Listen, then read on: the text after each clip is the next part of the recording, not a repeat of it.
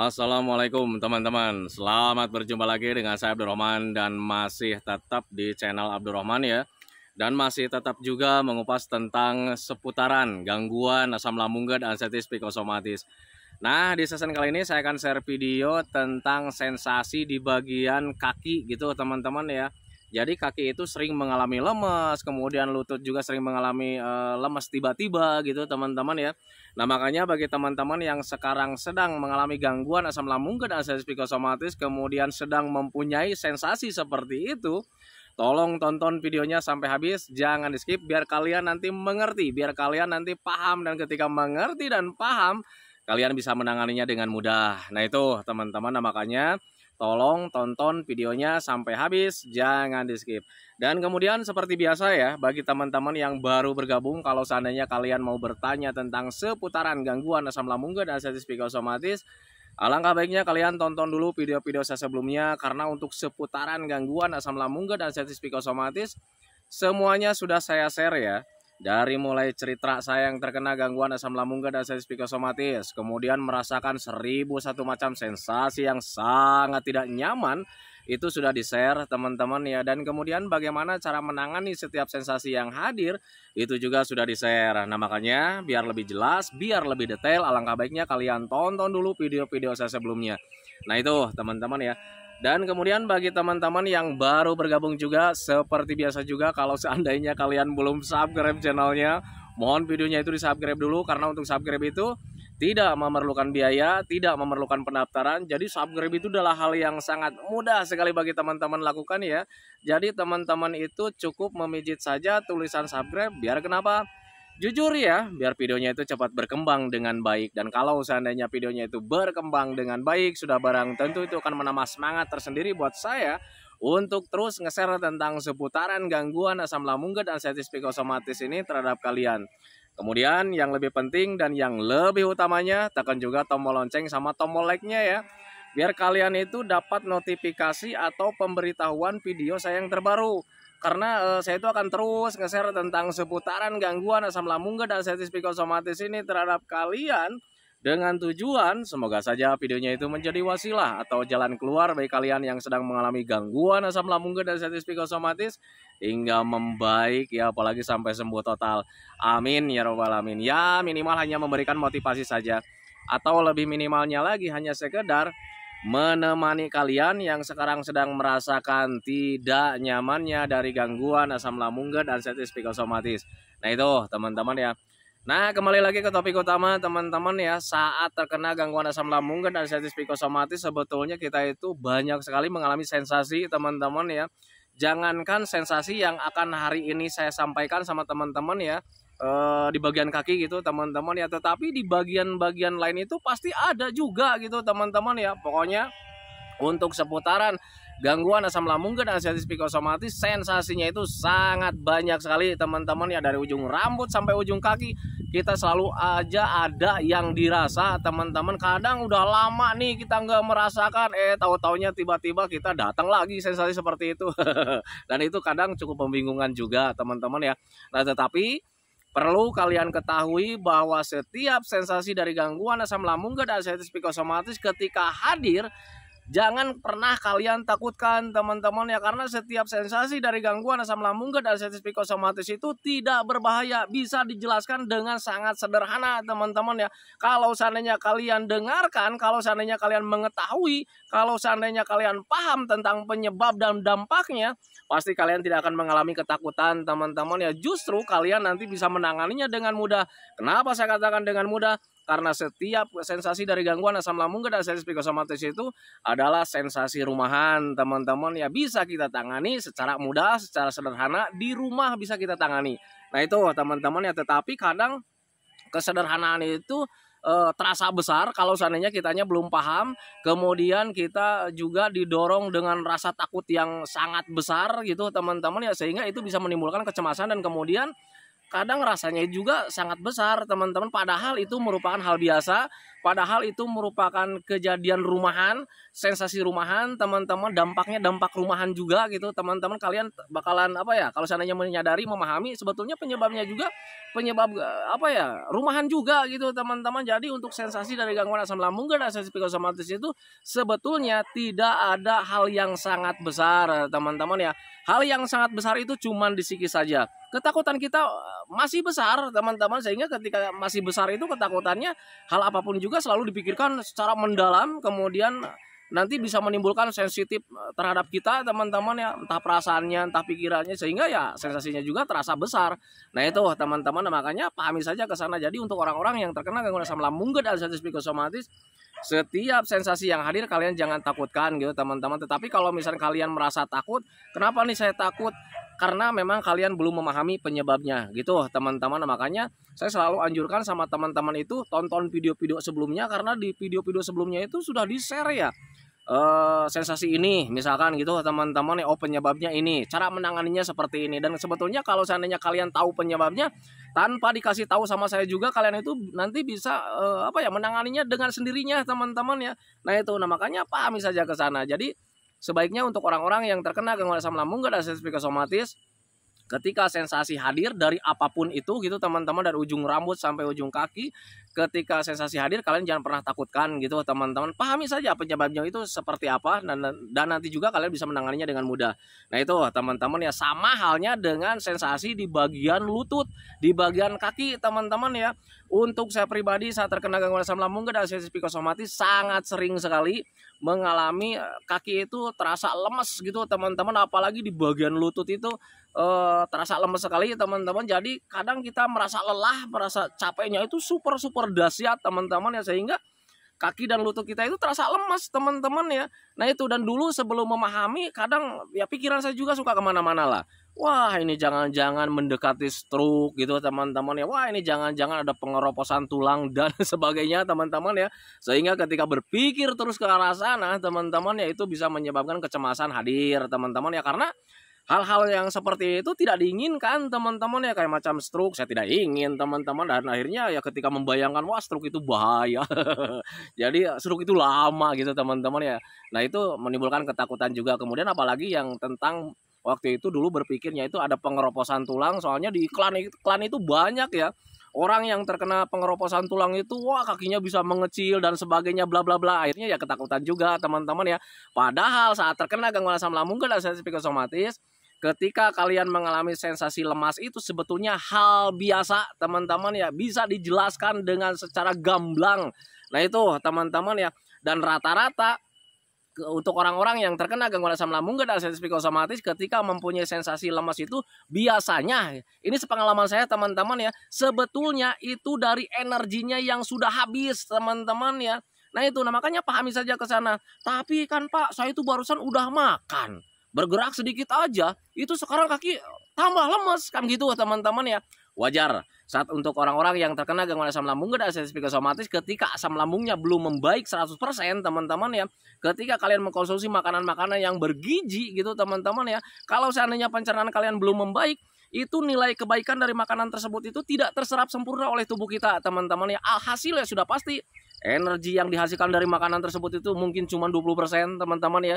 Jadi ketika kalian kerja sedikit saja, misalkan setengah jam atau 15 menit juga udah mulai lelah, teman-teman. Dan biasanya rata-rata orang yang kekurangan energi itu diawali dengan yang paling duluan lemas itu di bagian kaki, teman-teman ya. Nah itu, nah makanya wajar saja ke sana. Jadi untuk orang-orang yang terkena gangguan asam lambung dan sensasi psikosomatis, ketika kalian kakinya sering mengalami lemas, terima saja teman-teman ya, biar kalian tidak was-was, tidak gelisah. Kenapa ini seperti ini? Terima saja bahwa pencernaan kalian itu belum membaik, kalau seandainya pencernaan kalian belum membaik. Tetapi kalau misalnya kalian mengelak juga gitu, teman-teman ya. Pak, saya itu pencernaannya sudah mulai membaik, makanannya itu sekarang sudah full, bahkan sudah sering, teman-teman ya. Makanannya juga sekarang itu sudah nikmat sekali. Kemudian BAB-nya juga sudah mulai normal gitu teman-teman ya, dilihat dari BAB ya, kalau seandainya bentuknya normal bagus gitu teman-teman ya, berarti pencernaannya sudah baik kan Pak gitu teman-teman ya. Nah tetapi kenapa sekarang itu saya juga masih mengalami hal seperti itu gitu, kerja sedikit mudah capek, kerja sedikit mudah lelah, apalagi di bagian lutut, di bagian kaki mudah lemes. Nah itu teman-teman ya, perlu kalian ketahui teman-teman ya, saat kita terkena gangguan asam lambung dan anestesi psikosomatis, kita tuh punya dua gangguan teman-teman ya. Yang pertama gangguan medis yaitu pencernaannya, dan kemudian yang kedua itu psikisnya teman-teman ya, mentalnya, pikirannya. Nah itu teman-teman, jadi ketika si psikis kita itu belum membaik 100%, energi yang sudah ada di dalam tubuh kita itu ya bisa terkuras kembali teman-teman ya. Orang yang terlalu banyak pikiran itu lebih cepat menguras energi yang ada dalam tubuhnya. Nah itu teman-teman, makanya pahami saja ke sana. Kalau seandainya kalian mengelak juga, Pak saya itu nggak terlalu banyak pikiran nih, tapi mudah lemes juga. Coba ingat-ingat teman-teman ya, apakah masih mengingat tentang penyakit yang berbahaya? Apakah masih mengingat tentang hal-hal yang tidak diinginkan? Apakah masih mengingat tentang seputaran yang terjadi dalam kita gitu teman-teman ya? Kalau seandainya kalian masih berpikir seperti itu, terima saja, kalian masih stres teman-teman ya, kalian masih terlalu banyak pikiran. Nah itu teman-teman ya, dulu juga sama lah gitu teman-teman ya. Saya seperti itu ya. Jadi ketika diingatkan sama keluarga, sama orang-orang yang sudah membaik teman-teman ya, hindari pikirannya lu, jangan terlalu banyak pikiran. Saya mengelak gitu teman-teman ya. Enggak, saya enggak terlalu banyak pikiran. Saya bilang itu, saya yang dipikirkan saat ini itu saya pengen cepat-cepat membaik. Saya bilang gitu, seperti itu teman-teman. Tetapi ketika sendirian mengingat gitu teman-teman ya, oh iya, saya setiap harinya masih stres terhadap penyakit yang dirasakan teman-teman. Walaupun sedang nyaman gitu teman-teman ya, tidak ada sensasi, kadang suka kepikiran juga. Nih gua nih sensasi nih sedang tidak ada nih, lagi nyaman nih, besok sensasi hadir lagi enggak ya? Nah itu teman-teman, jadi itulah untuk orang-orang yang terkena gangguan asam lambung dan anestesi psikosomatis, mungkin stres terhadap hal-hal lain itu tidak ada, tetapi tentang seputaran penyakit, kemudian seputaran tentang penderitaan masih dipikirkan juga.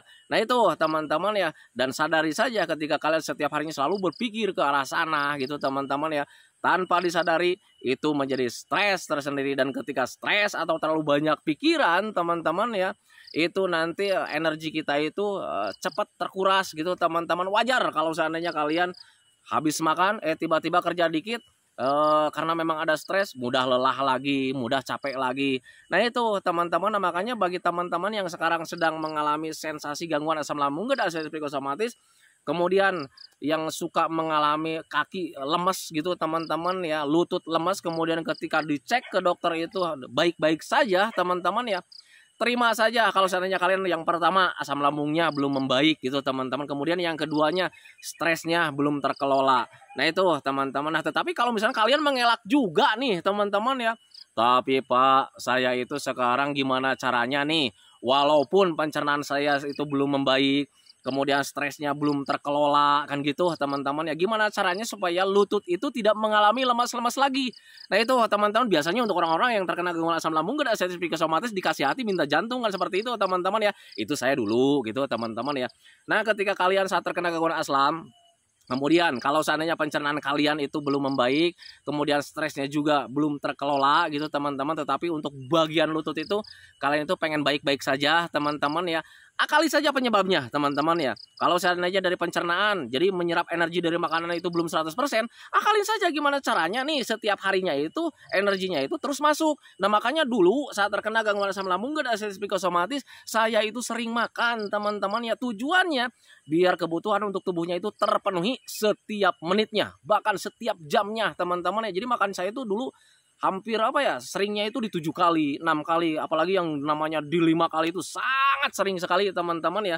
Ya karena gitu ya, kerja dikit mudah capek gitu teman-teman ya, baru nyapu halaman doang mudah lelah, apalagi kalau misalnya mau duduk itu lutut terasa lemas teman-teman ya. Nah itu, nah makanya waktu itu diakalinnya saya itu hanya dengan sering makan saja, kemudian sering minum air hangat pelan-pelan minimal 8 gelas dalam sehari, jangan sampai kurang. Kemudian dibantu juga dengan sering mengkonsumsi yang manis-manis teman-teman ya. Tengok video-video saya yang terdahulu teman-teman ya, saya selalu menganjurkan sering-seringlah mengkonsumsi yang manis-manis teman-teman, karena glukosa itu paling mudah dicerna oleh tubuh kita teman-teman ya. Nah itu dulu itu kadang ketika di parah-parahnya saya itu sering mengkonsumsi ini teman-teman ya, air putih hangat yang dikasih gula pasir teman-teman ya. Itu satu gelas itu gula pasirnya saya itu bisa 1 sendok, bisa 2 sendok teman-teman ya. Dulu seperti itu, dan alhamdulillah itu cukup membantu teman-teman. Jadi ketika lemes itu ya, kadang ketika minum air yang manis itu energi hadir lagi teman-teman ya. Nah, kalau seandainya kalian, apakah betul minum yang manis-manis itu bisa mengembalikan lagi energi kita teman-teman ya? Tengok orang yang sedang pingsan teman-teman ya, tengok orang yang sedang cemas, biasanya sama teman-temannya itu suka disajikan minuman yang manis-manis teman-teman ya. Nah, itu tujuannya biar energinya itu cepat kembali lagi. Nah, itu teman-teman ya, berpikir ke sana saja. Nah, itu teman-teman, makanya pahami saja ke sana. Jadi ketika kalian sekarang sudah sering makan, kemudian bantu juga lah dengan sering mengkonsumsi makanan atau minuman yang manis-manis. Tetapi untuk saya pribadi dulu minuman yang manis-manis itu tidak yang berwarna teman-teman ya, sekalipun itu susu tidak teman-teman ya. Jadi dihindari teman-teman, karena ketika dulu sering konsultasi sama dokter itu, dokter selalu menyarankan untuk sementara hindari saja susu, santan, kafein, pedas, asam. Nah, itu teman-teman, itu yang selalu dianjurkan sama dokter saya dulu gitu teman-teman. Tetapi di sisi lain saya itu butuh glukosa teman-teman ya, biar energinya itu cepat kembali. Nah, makanya dulu itu saya sering mengkonsumsi air putih hangat, kemudian dikasih gula pasir. Nah, itu teman-teman. Dan dulu juga sama, dulu juga ya di pikiran itu kalau seandainya keseringan nih, takutnya gula darah itu naik gitu teman-teman, takut punya penyakit gula. Untuk orang-orang yang terkena gangguan asam lambung, berbahagialah teman-teman ya, karena jangankan untuk mengkonsumsi jangankan menyerap gula yang begitu banyak gitu teman-teman ya, makanan yang bergizi saja energinya tidak terserap sempurna teman-teman ya. Nah, itu makanya untuk orang-orang yang terkena gangguan asam lambung, jangan kalian takut dengan penyakit gula gitu teman-teman ya, karena ya pencernaan kalian sedang error, jadi menyerapnya itu tidak sempurna teman-teman ya. Nah, itu makanya pahami saja ke sana. Jadi dulu juga saya mengalami hal seperti itu teman-teman ya. Nanti ketika sering minum air gula nih, takutnya gue punya penyakit gula nih, berpikirnya seperti itu teman-teman. Dan akhirnya dulu sempat riskan juga sih sebetulnya teman-teman ya, sempat bimbang juga untuk mengkonsumsi air putih hangat pakai gula gitu teman-teman. Tetapi ketika dipelajari, kemudian dicermati omongan dokter gitu teman-teman ya, ada ketenangan sendiri. Dan alhamdulillah di situ ada keberanian, kemudian dikonsumsi, dan sampai detik ini juga alhamdulillah. Dulu itu sering ya tiap hari minum air gula itu teman-teman, dan sampai detik ini juga alhamdulillah gula darah saya itu masih tetap normal. Nah, itu teman-teman ya, makanya bagi teman-teman yang ingin mencontoh silakan saja. Nah, itu teman-teman. Dan kemudian dulu itu saya juga sering dibantu dengan minum jus alpukat teman-teman ya, karena jus alpukat itu sangat cepat sekali diserap oleh tubuh kita. Nah, itu teman-teman ya. Nah, kemudian untuk orang-orang yang terkena gangguan asam lambung dan artritis psikosomatis, selain kalian ingin mengusir kaki terasa lemesnya, sering makan, kemudian sering mengkonsumsi makanan-makanan yang manis juga teman-teman ya, usahakan kalian itu gimana caranya supaya hati dan pikiran kalian itu tetap senang teman-teman ya. Karena ya ketika stres, terlalu banyak pikiran itu lebih lebih menguras energi kita yang sudah ada teman-teman ya. Nah, makanya saya selalu anjurkan kalian itu selalu melakukan hobi-hobi yang menyenangkan, melakukan aktivitas-aktivitas yang menyenangkan. Untuk melakukan kesenangan itu berbagai macam cara ada teman-teman, dari mulai apa yang kita lihat, apa yang kita dengar, apa yang kita lakukan teman-teman ya, itu harus menyenangkan. Dan untuk kesenangan itu sederhana sih sebetulnya teman-teman ya, apa yang membuat kita senang, apa yang membuat kita bahagia, lakukan saja teman-teman ya, biar untuk menghindari stresnya teman-teman ya. Karena ketika kita tidak melakukan apa-apa gitu teman-teman, cuman duduk manis ya, kemudian nyender di kursi rebahan teman-teman ya, justru pikiran-pikiran negatif itu lebih cepat hadir teman-teman. Dan ketika pikiran-pikiran negatif itu hadir, sudah otomatis ya kita itu stres lagi teman-teman, terlalu banyak pikiran lagi. Akhirnya ketika terlalu mendalam ke hal-hal yang menakutkan, akhirnya ya cemas lagi. Nah, itu teman-teman, itu pengalaman saya dulu saat terkena gangguan asam lambung dan artritis psikosomatis. Nah, makanya pahami saja ke sana. Nah, itu teman-teman ya.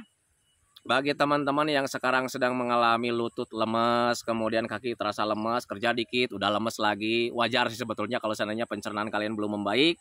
Kemudian wajar juga kalau seandainya stresnya juga belum terkelola. Jadi energi yang ada itu cepat habis gitu teman-teman ya.